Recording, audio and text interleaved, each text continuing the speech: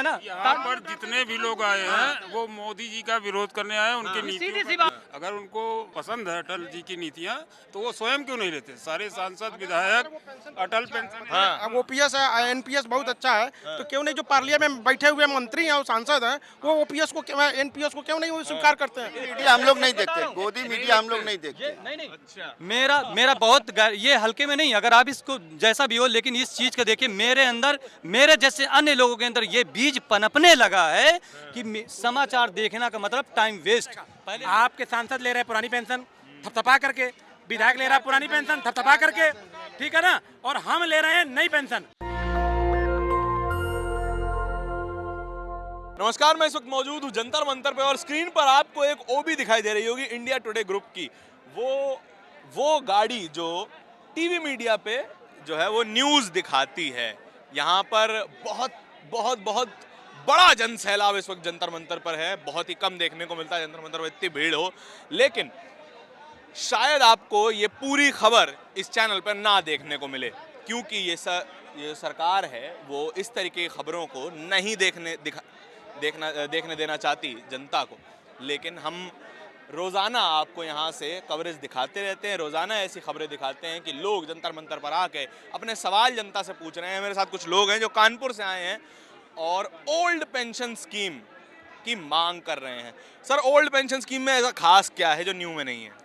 New pension scheme के अगर देखा जाए तो आज 18वां साल है, 2004 के बाद आई। और जो जैसे कि उदाहरण के तौर पर अगर कोई अपने उसका पति एक्सपायर हुआ है और उसकी जगह उसकी पत्नी आई नौकरी, तो हाल ये है कि उसकी मिनिमम जो पेंशन है उसकी 1000 है, और जबकि 18,000 गवर्नमेंट तय कर रही है कि उसकी सैलरी या मिनिमम होना चाहिए, किसी लेबर कामगार की होनी चाहिए। वो रिटायर होते हैं, वो उसका पति भी मर चुका है, वो उसकी जगह वो रिटायर होती है तो उसको 1000 मिल रही है। हम ये जानना 1000 रुपये पेंशन मिनिमम 1600 1300, हमारे पास ऐसे बहुत से एग्जाम्पल हैं। हम ऐसे इंस्टीट्यूट से हैं, ऐसी कई इंस्टीट्यूट हैं ऑल ओवर इंडिया में, यहाँ पर वो रिप्रेजेंट कर रहे हैं कि वो किसी को 1600 किसी को 1300 और इस तरीके से पेंशन। मैं जानना चाहता हूँ कि वो 1000 किसके लिए दिए जा रहे हैं, क्या मतलब है? पेंशन, ओल्ड पेंशन का मतलब होता है, मैं बताना चाहता हूँ कि जब बेटा बीमार होता है तो बाप उसके माथे को चूम करके और बालों को सहलाकर ये कहता है कि बेटा परेशान मत हो, चिंता मत करो, बिल्कुल दोबारा सही होगे। उसके पीछे उसकी एक ताकत होती है कि कुछ भी होगा मैं अपने बेटे को अच्छा सा इलाज दे सकूंगा। और यही वही माँ बोलती है कि बेटा चिंता मत कर, तू जो पढ़ाई कर सकता है कर। वो क्या वो कैट का एग्जाम दिलवा कर IIM में दाखिला दिला पाएगा? अब एक ओल्ड पेंशन वाला जो सरकार पेंशन नहीं दे रही है, जो नौकरी करता है 3-4 पीढ़ियों को पालता है, कैसे? जब नौकरी लगती है तो अपने माँ बाप की सेवा करता है उसकी सैलरी से, रिटायर होता है तो अपने माँ बाप तो होते हैं, अपने बच्चों की भी पालन पोषण करता है, और जब बच्चे बड़े होते हैं तो अपने नाती की भी उंगली पकड़ के चलता है उसी पेंशन के सहारे। और हम लोग इंडिया के 80% लोग ऐसे लोग बिलो एवरेज नीचे करते हैं जो सरकारी नौकरी की तरफ भगते हैं। उसका वजह यही है कि बुढ़ापे का सहारा, और इसका जीता जागता उदाहरण, भले आप चलते में इसको टाल दो, लेकिन सच्चाई बहुत कड़वी यही है समाज की कि पैसा भगवान नहीं, लेकिन उससे कम नहीं है बुढ़ापे में। लेकिन आप ये सारी बातें गिनवा रहे हैं, टीवी मीडिया तो बहुत तारीफ करता है मोदी जी की कि भैया 18 घंटे काम कर रहे हैं।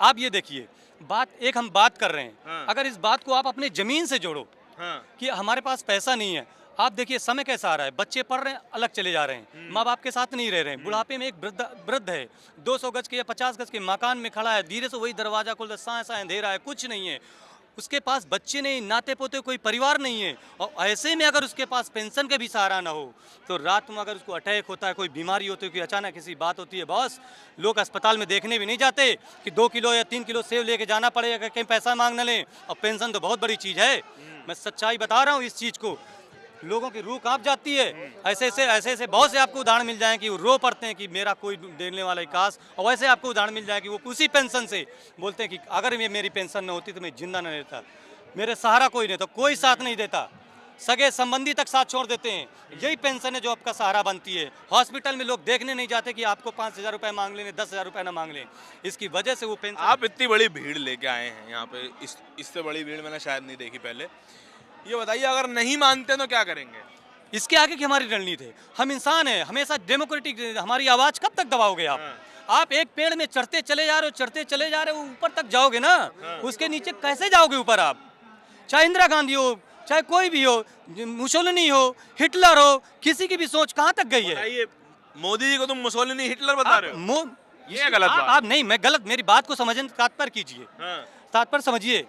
आप किसी चीज को आप जनता की बिना राय उसके अनुभवों के आधार पर आपको क्या प्रेजेंटेशन दे दिया, IIM बड़े वालों ने प्रेजेंटेशन दे दिया कि ठीक है आपका कोलगेट ऐसे यूज़ करो, ऐसे इतने जल्दी खत्म होगा, 1 महीने वाला बड़ा उसका डायामीटर कर दो तो 20 दिन में खत्म होगा, प्रेजेंटेशन। लेकिन भाई गुरु, जमीनी हकीकत जो है ना, आप कितना भी आसमान में उड़ो, आपको दाना चुनने जमीन में ही आना पड़ेगा। हम ये मत भूलिए कि हम उस देश के वासी हैं जहाँ पर आपको कि जब गाँव में जाओगे ना तो इलाज होता है, बुखार आता है ना, डायरिया या जो कोई बीमारी होती है ना, तो किसान आदमी का क्या कहता है कि डॉक्टर साहब तीसरे दिन आना, जब दूधिया हमारा हिसाब कर देगा ना तब मैं हिसाब करूंगा। जो 20 रुपए के जेंटामाइसिन का इंजेक्शन लगाता है वो भी कहता है कि डॉक्टर साहब 4 दिन बाद जब दूधिया हिसाब डेयरी से पैसा मिलेगा ना तब मैं पैसा दूंगा। आप उस देश की बात समझिए, आप नीचे तो देखिए, आप नींव कैसी बना रहे हैं, उस नींव के नीचे आप रख क्या रहे हैं, पूर्वजों ने क्या किया था, कैसी लड़ाई लड़ी महात्मा गांधी ने, और कैसी कैसी लड़ाई, उनका बेसिक सिद्धांत क्या था।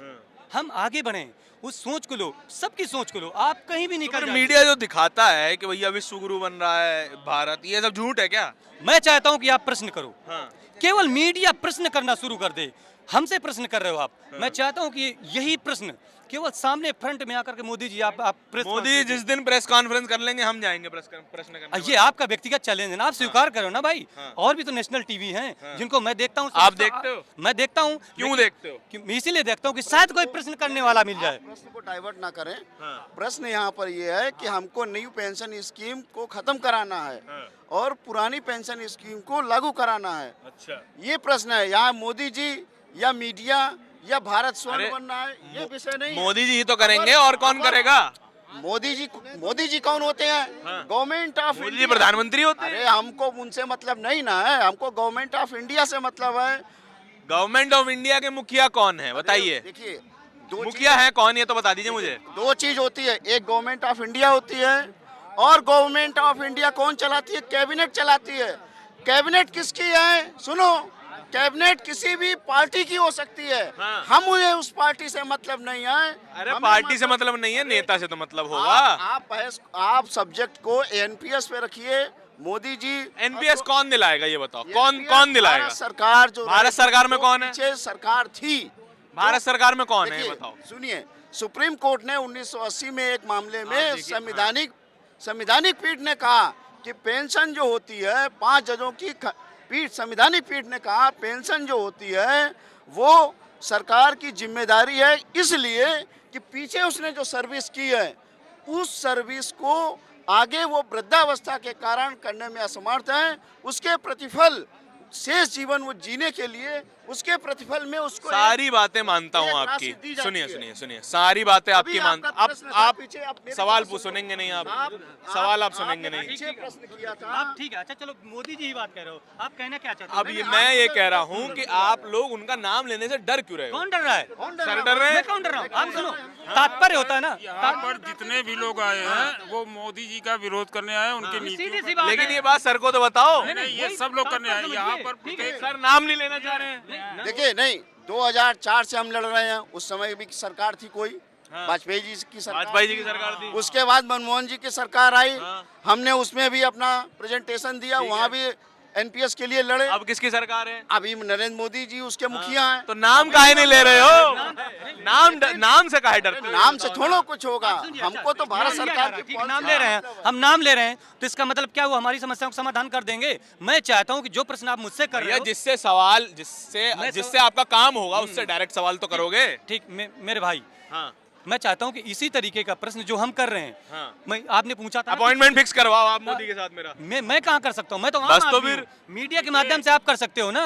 मैं चाहता हूँ, पता है, आपकी मीडिया जन सामान्य के मुद्दों को उठाती रही है, हम लोग उस पर विश्वास रखते हैं। तभी तो आपसे बात करने आए हैं। अगर मोदी जी को अटल पेंशन योजना, जो नई पेंशन योजना है वो अटल पेंशन योजना उसको बोलते हैं, उन्होंने लागू की थी। अगर उनको पसंद है अटल जी की नीतियाँ, तो वो स्वयं क्यों नहीं लेते? सारे सांसद विधायक अटल पेंशन। अब ओपीएस है, एनपीएस बहुत अच्छा है, तो क्यों नहीं जो पार्लियामेंट में बैठे हुए मंत्री हैं और सांसद हैं वो ओपीएस को एनपीएस को क्यों नहीं वो स्वीकार करते हैं? क्यों अपना जो एनपीएस है ओपीएस लेते हैं और आम जो कर्मचारी है 60 साल 35 साल नौकरी करता है और 35 साल नौकरी करने के बाद जब वो घर जाता है तो उसको एनपीएस दिया जाता है। एनपीएस में अभी 2-3 कर्मचारी जो है वो हुए थे सेवानिवृत्त, उनकी 1800 1900 रुपया पेंशन मिला है। आप आज एक सिलेंडर की कीमत जानते हैं कितना है? 1100 रुपया, 1053 रुपया, 1053 रुपये में। और आप बताइए 1053 रुपया अगर वो निकाल देता है तो आपके पास कितना बचा? आप खर्चा चला लेंगे उसमें, और आप देते हैं 1800। और जब बेसिक मुद्दा जो आपने कहा था मीडिया, मैं उसी में आना चाहता हूँ कि मैं प्रश्न करूंगा। मैं उस मीडिया को देख रहा हूँ, ऐसे कुछ लोग हैं, मैं चाहता हूँ ये प्रश्न सार्वजनिक तौर पर कोई तो को है। मैं इस उम्मीद में चैनल देखता हूँ, सच बता रहा हूँ, मैं इस उम्मीद में चैनल देखता हूँ। आज तक उम्मीद साकार हुई है? नहीं हुई। मैं सच बताऊं, जो मीडिया को तीसरा स्तंभ कब देखना छोड़ेंगे मीडिया को? मैं बिल्कुल मैं देखना बंद कर रहा हूँ। मैं मीडिया देखता है यहाँ पे टीवी मीडिया, बताइए आप देखते हैं टीवी का मीडिया? देखना बंद कर, आप देखते हैं?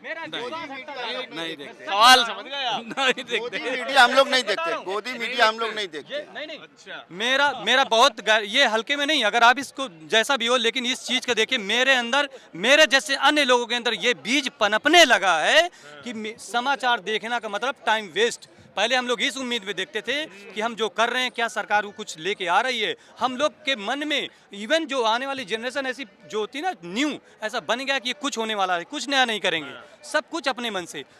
मेन होता है आप बच्चों को सरकारी नौकरी की तैयारी करवा रहे हैं आप? क्या करेंगे? अब बताइए क्या करेंगे? मतलब हमारी जो भविष्य है, जो पेंशन सिस्टम है वो शेयर मार्केट के ऊपर मतलब है। अगर शेयर मार्केट, मान लीजिए हमने 35 साल नौकरी किया और जब हम रिटायर हुए और जब शेयर मार्केट हो गया डाउन तो मेरा पेंशन गोल हो गया। मेरा जो 1800 रुपया आज मिल रहा है, हो सकता है उस समय वो भी ना मिले। ओल्ड पेंशन स्कीम भी तो आपके शेयर मार्केट पे डिपेंड है। वो नहीं, उसका पैसा भी शेयर मार्केट में ही लगता है। कुछ नहीं, कैसा नहीं लगता। एक नियम है कि 50% आपको जितना वो पेमेंट होगा प्रेजेंट टाइम में, उसका 50% जो बेसिक का प्लस डीए वो मिलेगा हर महीने। बेसिक आपका सेफ रहता था? जी, बेसिक प्लस उसका 50% आपको दिया जाएगा और डीए हर जो भी डीए बढ़ता रहेगा तो आपके पेंशन में भी बढ़ोतरी होती रहेगी। लेकिन इसमें मैं एक ही बात कहूंगा, अगर इतनी अच्छी सरकार चला रही है न्यू पेंशन स्कीम, तो सांसदों विधायकों को भी लागू कर दीजिए आप। क्यों नहीं कर रहे सांसद विधायकों के ऊपर लागू? सांसद विधायक लेंगे पुरानी पेंशन स्कीम। और एक मिनट भाई साहब रुकिए, सुनिए, पानी ऊपर से नीचे बहेगा ना कि नीचे से ऊपर चला जाएगा? आपके सांसद ले रहे हैं पुरानी पेंशन थपथपा करके, विधायक ले रहा है पुरानी पेंशन थपथपा करके, ठीक है ना, और हम ले रहे हैं नई पेंशन। और सुनिए, जो आदमी 60 साल नौकरी कर रहा है, सुबह 8 बजे निकलता है, शाम को 5 बजे आता है। कोरोना काल में यहाँ बैठे सब आदमियों ने 11:30 12 बजे तक ड्यूटी करी है। कौन सांसद घर से निकला बताइए? तब तो कहते थे कोरोना चल रहा है। यहाँ पे आदमियों ने 11:30 बजे। सांसद साहब रामायण देख रहे थे तो सर रामायण उन्होंने लगवाई थी, देख रहे थे। हम लोग वहाँ पे लड़ रहे थे, मालूम है, 11:30 बजे पीपी किट बनाई हम लोगों ने। आप मुझे फिर एक मूल्यांकन कीजिए। भाई साहब ने कहा कि यहाँ पे मीडिया का रोल थोड़ा दब गया है, क्योंकि मीडिया ने मूल्यांकन करना खत्म कर दिया है। जिस दिन मीडिया मूल्यांकन पे आएगी। देखते हो आप टीवी मीडिया को? नहीं देखता हूँ। आप नहीं सुनिए, उसका वजन है, वजन सुनिए, बिल्कुल आप पूछिए प्रश्न। सुनिए मैं आपको बताऊँ। नहीं भाई साहब सुनिए, भैया सुनिए, नहीं होने चाहिए। मैं फिर आपसे कह रहा हूँ भाई साहब, सबसे बड़ी प्रश्न उठता है, मीडिया पे उठाएंगे प्रश्न, लेकिन सबसे यहाँ पे जो हम लोग इकट्ठे हुए हैं वो है सरकार को लेकर के। ये अगर न्यू पेंशन स्कीम इतनी अच्छी है, आप ऊपर लगाइए। मोदी जी सबसे पहले न्यू पेंशन स्कीम सांसदों पे लगाएं, विधायकों पे लगाएं, और अगर वो ना विरोध करें, अभी आप सोचिए किसी भी चीज़ का होता तो थपथपा कर देते हैं। आज आदमी यहाँ पे अपना सर पटक रहा है, जिसको आप तनख्वाह मिल रही थी 20,000 25,000, उसको 925 रुपये पेंशन मिल रही है। 60 साल उसने अपना जीवन दान दे दिया। मूल्यांकन क्या हुआ? 925 का। अगर मूल्यांकन 925 का सही है, आपके अंतरात्मा कहती सही है, तो आप कहिए यस। अगर मेरी कहती नहीं, बिल्कुल नहीं है, बिल्कुल आप देखिए, आपने कहा नहीं है। देखिए, मैं तो इसलिए बोलूंगा क्योंकि अगर मेरे पिताजी को पेंशन ना मिलती तो मैं पढ़ाई ना कर पाता। ये देखिए, मैं आपको बताऊं सर, एक चीज और बता दूं, इसका एक बृहद रूप है। अगर सरकारी नौकरियां खत्म हो जाएंगी तो जो गांवों से शहर की तरफ पलायन था वो रुक जाएगा। आपको मालूम है, ठहराव गंदगी पैदा करता है, ठहराव शिक्षा को रोक देगा, और यही जो ठहराव ला रहा है। ये थोड़ी विस्तार से बताइए मुझे बात कि गांवों से शहर की तरफ पलायन रुक जाएगा। आपने कहा कि आपके पिताजी को पेंशन मिली, आप इस मारे पढ़ पाए। आपके पिताजी कभी ना कभी गांव से इसी लालसा में आए होंगे, मेरी सरकारी नौकरी लगी है, चलो परिवार लेके चलते हैं। आज शहर इसलिए बच गया क्योंकि परिवार गांव से यहाँ आया, सरकारी नौकरी के संदर्भ में, विश्वास के संदर्भ में। आज यहाँ पे जो भीड़ लगी है, अविश्वास की लगी है। यहाँ पे विश्वास टूट गया सरकार के ऊपर से। ये खड़े हैं हमसे सीनियर हैं, ये हमसे जूनियर है ना, लेकिन दोनों के बीच का विश्वास टूट गया है। आप मुझे सिर्फ एक चीज़ बताइए, जब सरकार पे विश्वास नहीं रहा, सरकार जनता की थी, जनता की है, तो सरकार का जब जनता पे विश्वास, जनता का विश्वास उड़ गया तो सरकार किस काम की? अच्छा अब आप बिल्कुल पूछिए। अच्छा, आखिरी सवाल मेरा, प्रश्न कह रहे मैं आखिरी प्रश्न शायद होगा, मैं ये बात सोचने पर है कि सरकार तो सरकार, लेकिन अभी जो हम लोग के अंदर जो आ रही विश्वसनीयता लेकर, जिसको सबसे बड़ा रोल मैं सोचता हूँ कि अगर कोई निभा सकता है और पीछे लंबे समय से निभाया है मीडिया ने, मुझे लग रहा है कि वो वास्तविकता अपना रोल भूलता जा रहा है। कुछ ही ऐसे लोग हैं जो आवाज़ उठाने की कोशिश करते हैं, जैसे आपकी कम से कम हमारे पास आके पूछने की हिम्मत तो हुई। मैं देख रहा हूँ किसी की जो अपने आप को बहुत सोचते हैं कि मैं सच के साथ हूँ, ऐसा कुछ दिख नहीं रहा है, और जिसको मैं सोच रहा हूँ कि नहीं वो आज मेरे साथ खड़ा हो रहा है। आपके पास ये विश्वास तो आया कि मैं इनकी बात सुनूं, भले आप इसका लाइव प्रसारण करें ना कुछ भी करें। बिल्कुल होगा, जैसा आप बात कर रहे हैं, बिना कटे, बिना 1 मिनट भी घटाए, सीधा का सीधा कैमरा। मुझे पता है ये मीडिया भी जितने भी प्रश्न करते हैं कैमरा ऑफ होने के बाद, वो भी कहते हैं कि यार सच्चाई तो यही है, सच्चाई इनके प्रश्नों में सच्चाई है, लेकिन पता नहीं क्यों वो जो पेंशन उठा रहे, विधायक हुआ तो पेंशन ले रहे, संसद हुआ तो पेंशन ले, मंत्री हुआ तो पेंशन ले रहे, 4 पेंशन उठा रहे, 5। वो 4 पेंशन उठा रहे हैं, सुनिए, वो 4 पेंशन उठा रहे हैं, वो पुरानी 4 पेंशन उठा रहे हैं। यहाँ पे आदमी अपने परिवार, एक मान्यवर मैं बताऊँ, एक शब्द होता है लायबिलिटी, किसी आदमी के ऊपर जिम्मेदारी है। अगर इनकी जिम्मेदारी खत्म नहीं हुई, सपोज दैट 60 साल में, तो आदमी उसके भरोसे तो कर रहा है। इसी भरोसे हमने कोरोना काल में नौकरी करी, इसी भरोसे हम युद्ध काल में भी नौकरी करेंगे, है ना। पूर्व में चाहे 72 की लड़ाई हो, चाहे 65 की लड़ाई हो, ऑर्डिनेंस फैक्ट्री, चाहे कोई कर्म रहा हो, सबने सर उसको। आप भी ऑर्डिनेंस फैक्ट्री से? मैं ऑर्डिनेंस फैक्ट्री सर। कारगिल की लड़ाई हुई सर, मैं आपको बताऊं 99 के समय, वो समाज के अगेंस्ट में खड़ा कर रहा है। अच्छा, देखिए इसका लॉजिक देखिए। लेकिन सरकारी कर्मचारी ने तो दबा के बीजेपी को वोट किया है। कैसे कर रहे हो आप? आप मुझे बताइए कैसे, आप जब वोट, आपको कैसे मालूम? डेटा कह रहा है, मैं नहीं कह रहा। वही तो इलेक्शन कमीशन का डेटा कहता है। किसका सर डेटा है? इलेक्शन कमीशन का डेटा है। सर इलेक्शन कमीशन कितना स्वतंत्र है, ये भी आप समझ रहे हो। इलेक्शन कमीशन झूठ बोल रहा है, क्या बात कर रहे हो? झूठ पे नहीं जा रहा हूँ, मैं सिर्फ ये कह रहा हूँ डेटा कितना जो है आपका सही है, इस पे आप प्रश्न उठाइए। आप इलेक्शन कमीशन में सवाल उठा रहे हो? नहीं, मैं किसी भी सवाल नहीं उठा रहा हूँ, मैं सिर्फ प्रश्न उठा रहा हूँ, वो कितना सही है इस पे भी एक मूल्यांकन होना यही तो बात है, आप हल्के से तीखे सवाल पे डर जाते हैं। नहीं, हल्के नहीं डर रहा हूँ मैं सर, कोई सवाल से नहीं डर रहा हूँ। मैं फिर कह रहा हूँ, जो भी इसको डेटा बनाने का है उस पर एक बार फिर से। अच्छा, आपने अपनी ओल्ड पेंशन स्कीम के लिए वोट किया था? इस मुद्दे पे वोट किया था क्या? फिर एक चीज़ बताऊं सर, मैं आपको बताऊं सर, जब 2014 की बात थी, तब यही मोदी जी सपोर्ट में रहते थे, यही इनकी पूरी टीम। बोले साहब महंगाई, तो आदमी ने जब उस समय वोट किया, 14 के समय, उस समय 19 में, मैं 19 में नहीं किया। सुनो मेरी बात सुनो, मैं जो कहना चाह रहा था सुनिए। नहीं, जो आपने कहा कि वोट किया था, उसका लॉजिक समझिए। इस सरकार ने ऐसा जो एक होता है ना मनोवैज्ञानिक, ऐसा किया कि सरकारी कर्मचारियों को समाज के अगेंस्ट में कंपटीशन में। आप भी मंदिर के नाम पे बह गए। मैं नहीं बा मंदिर क्या, अरे सुनो बहुत अच्छा, सुनिए इसी टॉपिक में आ जाइए। मंदिर क्या है, इसकी मूल भावना क्या है? बताइए क्या मूल भावना क्या है? मंदिर या धर्म का मूल सिद्धांत क्या है? किसी भी, हमारा धर्म क्या कहता है? किसी भी समाज का कोई भी व्यक्ति समाज में समन्वय, एकता और सब बराबर हो, कोई छोटा बड़ा ना हो। कोई भी ऐसा व्यक्ति समाज में ऐसा कार्य न करे, उसके द्वारा किया गया कैमरे बोलने के लिए बहुत अच्छी बात है। उसके द्वारा किया गया कार्य समाज में किसी को हतोत्साहित करे या ठीक बात हाँ, तो वो ये धर्म की बात है। है। लेकिन वोट गया कि नहीं गया? किसका? लोगों का गया। मैं वही तो लॉजिक समझो। मैं गया ना। आप क्वेश्चन आपके इस सवाल का जवाब जो आपने कहा कि क्या आपने मोदी जी को इस बात को लेकर वोट किया, आप स्थिति को समझें।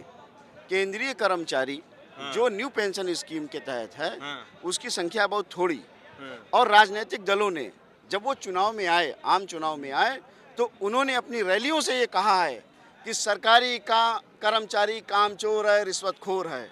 एक माहौल बनाया है, तब भी वोट कर दिया, क्या चलेगा? पब्लिक में उन्होंने एक माहौल बनाया है कि सरकारी कर्मचारी जो है वो निष्कृष्ट है। और इस माहौल से आप लोगों को ये लगता है कि सरकारी कर्मचारियों ने भी वोट दिया है। देखिए 2014 से जब से मोदी जी प्रधानमंत्री बने हैं, उन्होंने योजना आयोग को भंग करके नीति आयोग करा, और उनका केवल एक काम है कि रात में सोते हुए देखना कि आज किस सरकार की कंपनी को बेचना है। हाँ, पवन हंस 900 करोड़ का प्रॉफिट कमाती थी, उसको बेच दिया। एयर इंडिया को बेच दिया। 41 फैक्ट्रियों को, सुनिए, और सुनिए, DRDO के साइंटिस्ट जो transfer of technology defence equipment के रखते थे, सुनिए, नहीं, लेकिन हम लोग लड़ेंगे। अभी तो परसेंटेज गया है ना, सुनिए, ऑर्डिनेंस फैक्ट्री की अगर बारी आएगी तो नरेंद्र मोदी की भी बारी 2024 में आ गई है। और सुनिए, वो निजीकरण की तरफ ले गए ना, ये लॉजिक में समझ, ये ऑर्डिनेंस फैक्ट्री को ले जा रहे हैं ना निजीकरण। इसका एक छोटा सा जाता है उदाहरण दे लीजिए आप। जो सरकार का जैसे बूट DVS ऐसे बनता था, वो आपने कहावत सुनी होगी, पुलिस का डंडा, मिलिट्री के बूट, नेवी की ड्रेस, एयरपोर्ट का रेंज, ऐसे बोलते थे ना हम लोग छोटे से सुना करते थे। वो क्यों? आखिर आर्मी का बूट क्यों फेमस कहा जाता था? उसकी वजह थी कि जो फैक्ट्रियों से, भारत सरकार की फैक्ट्रियों का जो निर्माण होता था उसमें प्योर शुद्धता होती थी।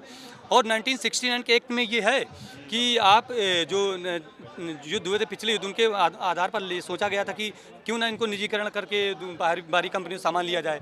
ऐसे में उस समय ये देखा कि यार यही बूट आसाम के दलदल में, रेगिस्तान की रेत में और लद्दाख की बर्फ में यही जूता काम आता है। कोई एक्शन पैक्शन, ये छोटे मोटे ये कोई काम नहीं आते हैं। नीचे का तारा अलग और वो अलग। इसीलिए बता रहा हूँ, जो बुलेट प्रूफ जैकेट जो आर्मी को सप्लाई की जा रही है, उसमें चाइना की प्लेटें लगी हुई हैं और आर्मी ने उनको रिजेक्ट कर दिया है। इसका जिम्मेवार कौन है? मतलब चाइना से लड़ने के लिए चाइना की ही बुलेट प्रूफ जैकेट, वाह भैया। चाइना की नकली बुलेट प्रूफ जैकेट सारे सैनिक पहनेंगे और चाइना से युद्ध होगा तो क्या होगा? ये मोदी जी बताएंगे कभी देश को कि नहीं बताएंगे? या आप पूछेंगे उनसे कि नहीं पूछेंगे? मतलब वो अपना केवल दिन रात सोते हुए सरकारी फैक्ट्री बेचना उनका काम है। मतलब इसलिए जिस तरीके से प्रश्न हमसे बारीकी से कर रही ना, मैं चाहता हूँ कि एक दिन आकर के ऐसी एक समीक्षा, जिस दिन पहली प्रेस कॉन्फ्रेंस करेंगे उस दिन नेशनल दस्तक का माइक आपको वहाँ पे दिखाई दे। बिल्कुल, मैं आपको बता रहा हूँ वो नहीं करेंगे कभी। हाँ, बिल्कुल। ये देश का दुर्भाग्य है कि वर्तमान प्रधानमंत्री ने अपने पूरे कार्यकाल में एक भी प्रेस कॉन्फ्रेंस को आमंत्रित नहीं किया। और तो इसीलिए जो सच्चाई है, आप तो नाम लेने से डर रहे थे। अरे यार, तुम तो फिर वही मोदी, सारी गोदी मीडिया है। आपका चैनल आता है टीवी में कहीं नंबर पे आता है? बताओ, तुम ही बता दो। 60 लाख लोग देखते हैं नेशनल दस्तक। अरे भाई मेरी बात सुनो, आपका कौन से चैनल पे आता है? नंबर हम उसी में, अगर टीवी चैनल पे आता, ठीक है, तो हम यहाँ खड़े ना होते। यही दिक्कत है, क्योंकि टीवी चैनल, सारे के सारे टीवी चैनल आपके मुद्दे की बात नहीं करते, क्योंकि आप उसको आंख बंद करके देखते हो। मैंने कहा था ना, आप आंख खोल के देखोगे तो आपके मुद्दे की बात करेंगे। इतनी मीडिया जो है, इतने में से हमें आप दिखे, पता है, इसलिए कि हमें विश्वास जगा कि अभी भी समाज में जो बोलते हैं ना कि कोई कुछ नहीं उठाए, ऐसी ही बातों का उदाहरण जब आता है तब हमारी विश्वास और बढ़ता है कि नहीं, कभी ना कभी तो हमारी जीत होगी। लोग हैं जो उनको ये सच्चाई दिख रही है। आप जो प्रश्न कर रहे हो, जो आप उठा रहे हो, इन्हीं बातों से हमारी सच्चाई, हमारा विश्वास बढ़ेगा कि अभी भी प्रश्न उठाने वाली समाज में ऐसी मीडिया हैं जो हम लोगों की समाज या समाज की बेसिक्स जो नीचे जो है उनको देखने का, वो अपने कैमरे से देख पा रहे हैं। मैं यही कहना चाहता हूँ। चलिए देखिए, एक चीज हाँ, आखिरी बात कर लेते हैं, बताइए। यहाँ जितने भी लोग आज जंतर मंतर पर आए हैं, वो सब डॉक्टर अंबेडकर और भगत सिंह और चंद्रशेखर आज़ाद में विश्वास रखने वाले लोग हैं। वो कभी डरने वाले लोग नहीं हैं। हम ही लोग लड़ रहे हैं और लड़ते रहेंगे और पुरानी पेंशन लागू करवा के रहेंगे। ये आप नोट कर लीजिए। आप यहाँ पर सोशलिस्ट, हाँ, हमको कब समाज के हर एक वर्ग को अपने साथ लेके चलने वाले हैं। राजा रंग फकीर सभी हमारी जमात में रहते हैं। हम लोग अदानी अंबानी से सहयोग लेकर नहीं वो कर रहे हैं। हम लोग यहाँ पर जो भी कोई टीवी मीडिया वाला आएगा ना, उसको ये बात बताना, और वो टीवी पे रात को पता है क्या चलाएगा? कि कांग्रेस पैसा दे रही है आपको, ये चलाएगा। देखिए, ये सारी बातें हैं जो इनके सरोकार की थी। और हाँ, सर ने बोला कि हम बारीकी सवाल करते हैं और सभी से बारीकी सवाल किए जाएंगे, क्योंकि आप किसको वोट देते हैं उससे आपके साथ होने वाला बर्ताव बहुत ज़्यादा निर्भर करता है। आपके मुद्दे उस हिसाब से उठाए जाते हैं कि जिस मुद्दे पर आपने वोट किया होगा। अगर आप वोट अपनी रोजी रोटी पर, महंगाई पर, बेरोजगारी पर, अपनी पेंशन पे वोट करेंगे तो उसकी बातें सुनी जाएंगी। पूरी बातचीत आपको कैसे लगी हमें कमेंट सेक्शन में जरूर बताएं। कैमरे के पीछे मेरे साथी आशीष के साथ नेशनल दस्तक के लिए धारण की रिपोर्ट। धन्यवाद। नेशनल दस्तक की आपसे गुजारिश है कि अगर इसको बचाना चाहते हैं तो नेशनल दस्तक को सब्सक्राइब करने के लिए रेड कलर के सब्सक्राइब बटन को दबाएं, फिर बेल आइकन की घंटी दबाएं। नेशनल दस्तक को बचाने के लिए बहुत जरूरी है कि हर खबर को शेयर करें, लाइक करें, कमेंट जरूर करें।